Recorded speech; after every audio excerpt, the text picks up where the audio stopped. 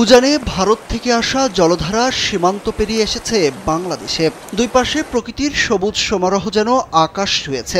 উঁচু পাহাড় থেকে নেমে আসা ঝর্ণার জল ও স্বচ্ছ পানির স্রোতে প্রচুর পাথর ভেসে আসে। সেই ঝর্ণার স্রোতধারা নেমেছে সাদা পাথর এলাকা ভোলাগঞ্জ 0 পয়েন্টে। এই পুরো এলাকা জুড়ে একটি মনোমুগ্ধকর প্রাকৃতিক পরিবেশ তৈরি করেছে। পাথর মারিয়ে নেমে আসা স্বচ্ছ জলে সময় কাটান পর্যটকরা। 0 পয়েন্ট থেকে জলধারা বিভক্ত হয়ে গেছে দুই দিকে। এর এক পাশে হয়েছে নজিরবিহীন লুটপাট। এলাকাটি এখনো মরুপ্রান্তর। সেই লুটকৃত স্থানে স্থাপনের জন্য পাথর ফেলা হচ্ছে, ফলে স্বরূপে ফিরছে সিলেটের সাদা পাথর। স্যান্ডেলিনা সো, রূপচর্চায় আভিজাত্য। গতকালকে থেকে আজকে ভালো পাথর আসতেছে। মানুষ তো বয়ে ফলাইয়াছিল, এখন আস্তে আস্তে আসতেছে। আইসা সবাই আগ্রহ প্রকাশ করছে যে পাথরগুলো স্বেচ্ছায় নিয়ে দিয়ে আসবে।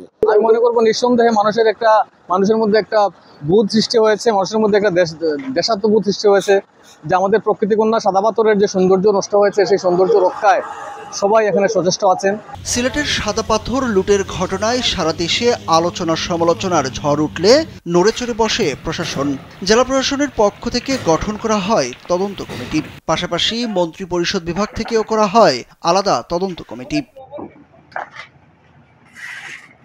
এখন পর্যন্ত লুট হওয়া প্রায় ২৬ লাখ ঘনফুট পাথর উদ্ধার করা হয়েছে। এগুলো ধুয়ে মুছে প্রতিস্থাপনে প্রতিদিন কাজ করছে প্রায় ৫০০ শ্রমিক। এই বছরে নিয়ে তো আনলোড হচ্ছে, কিন্তু এত লেট আনলোড করলে তো আমাদের সমস্যা।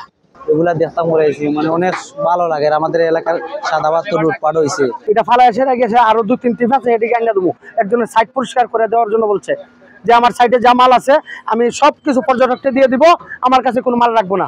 র্যাব ৯-এর উইং কমান্ডার তাজমিনুর জানান, র্যাব, জেলা প্রশাসন সহ অন্যান্য আইন শৃঙ্খলা বাহিনীর সঙ্গে সমন্বয় করে কাজ করছে। সাদা পাথর লুটকারীদের বিষয়ে ছাড় দেবে না র্যাব।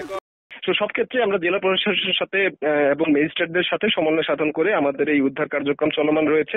এছাড়াও এই দোষী ব্যক্তিদের যেগুলি আমাদের অলরেডি চিহ্নিতকরণ করা হয়েছে তাদের বিরুদ্ধে আমাদের অভিযান এবং তাদের দ্রুত গ্রেপ্তারে আমাদের কার্যক্রম চলমান রয়েছে। এদিকে লুট হওয়া পাথর ফেরত দেওয়ার জন্য জেলা প্রশাসকের দেয়া ৩ দিনের আলটিমেটাম শেষ হয়েছে মঙ্গলবার। সাদা পাথর এলাকা পরিদর্শন শেষে জেলা প্রশাসক জানান, এখন থেকে যার কাছেই লুটের পাথর পাওয়া যাবে তার বিরুদ্ধেই নেওয়া হবে আইনগত ব্যবস্থা।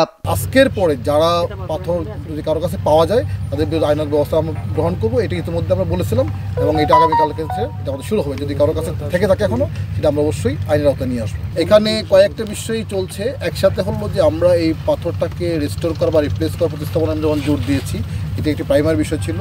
একই সাথে যারা এটার মূল হোতা বা এটার সাথে যারা যুক্ত ছিলেন মেইনলি, তাদেরকে কিন্তু ইতিমধ্যে বেশ কিছু লোকজনকে গ্রেপ্তার করা হয়েছে। বাকি থেকে গ্রেপ্তার প্রক্রিয়া এখানে পুলিশ মধ্যে আছেন, তারা চেষ্টা চালিয়ে যাচ্ছেন। আমরা আশা করছি শীঘ্রই তারা গ্রেপ্তার হবেন। সাদা পাথর নিয়ে জেলা প্রশাসকের ৭ পৃষ্ঠার প্রতিবেদনে করা হয়েছে ১০টি সুপারিশ। আর মন্ত্রিপরিষদ বিভাগের কমিটি ১০ কর্মদিবসের মধ্যে তাদের তদন্ত প্রতিবেদন জমা দেবে।